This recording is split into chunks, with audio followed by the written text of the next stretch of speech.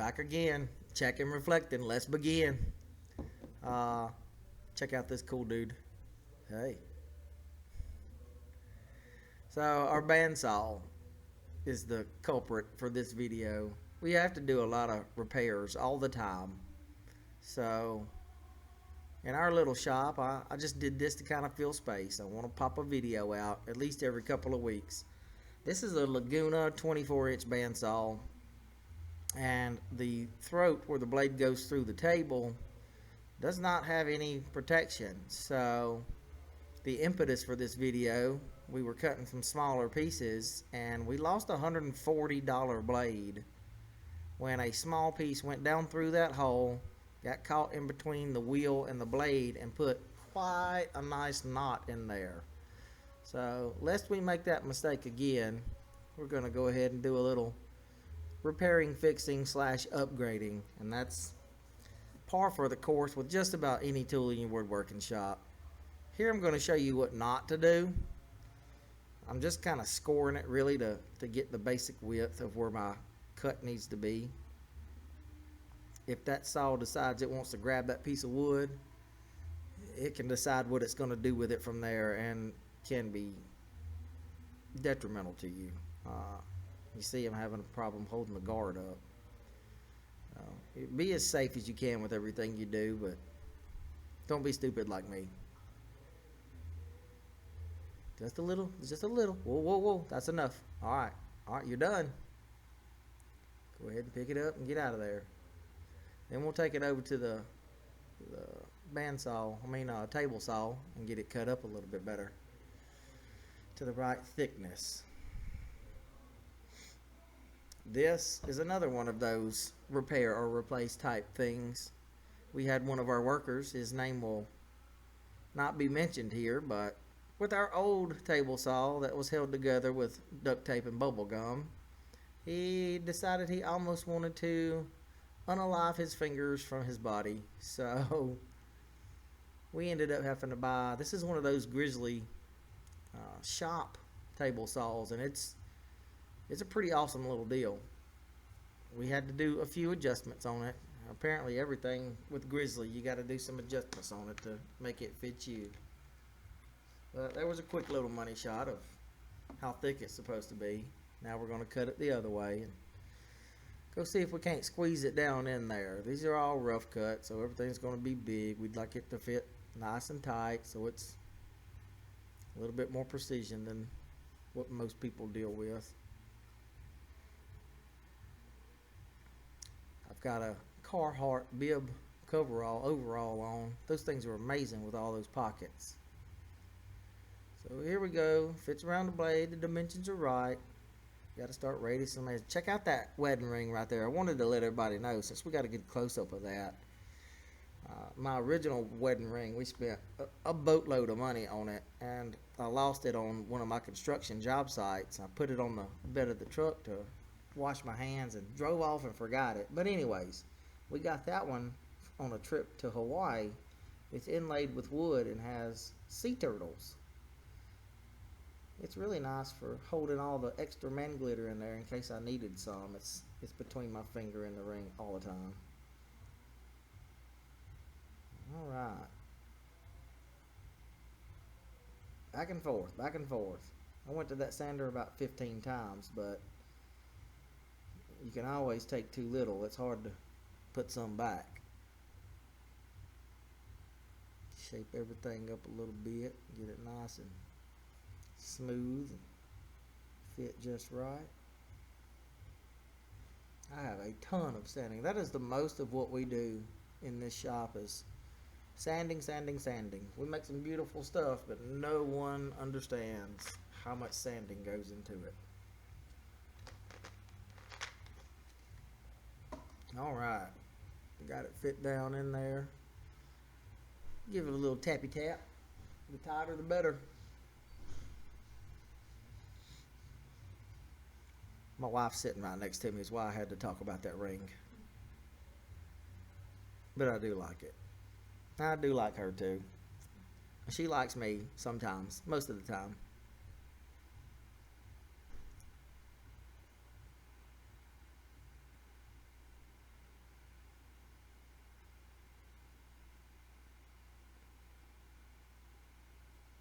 I get caught up watching the video and don't want to commentate on it.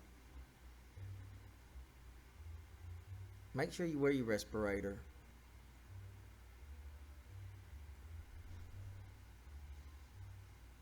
Oh yeah, there it goes. It fits in there. So at the bottom of this hole, the cast iron has little tabs on it with screws that can adjust, I guess, the original throat plates. So all I'm doing is just finding out where it's hitting at, and I can go in and sand out and adjust down and still be able to utilize those screws. Alright, that slides in there pretty good. Now we'll give us a couple of little taps to get a reference of where we need to bevel out the bottom corners.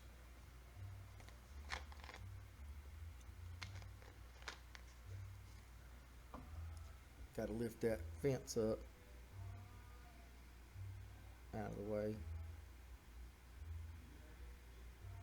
That's not going anywhere. Yeah.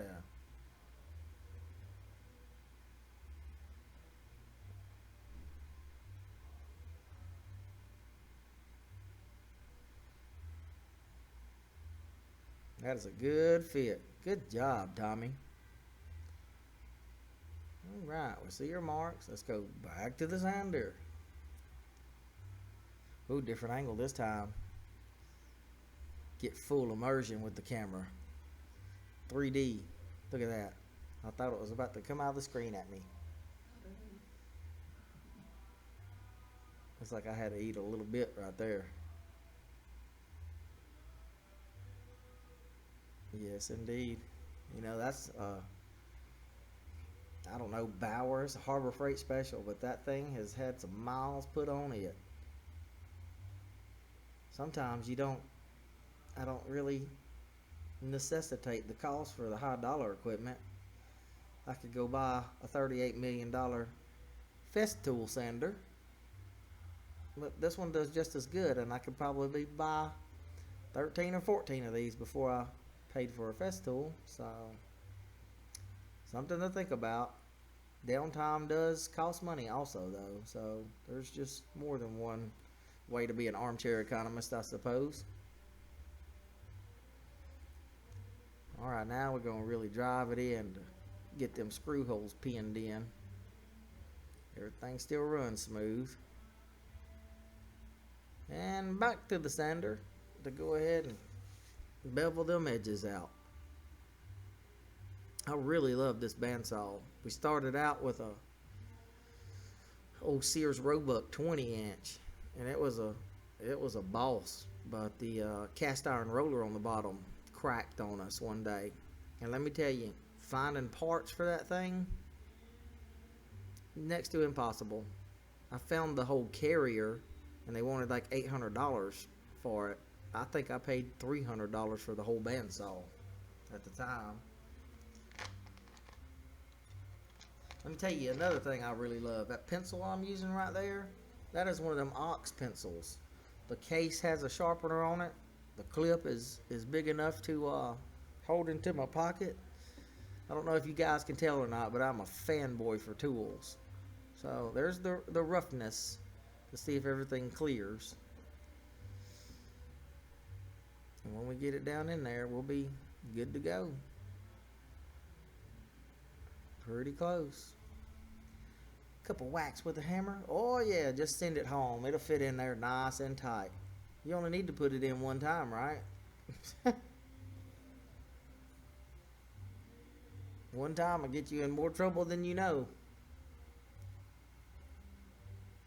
My wife is sitting there looking at me funny. You know what I'm talking about, woman. Alright, got a little test run going there.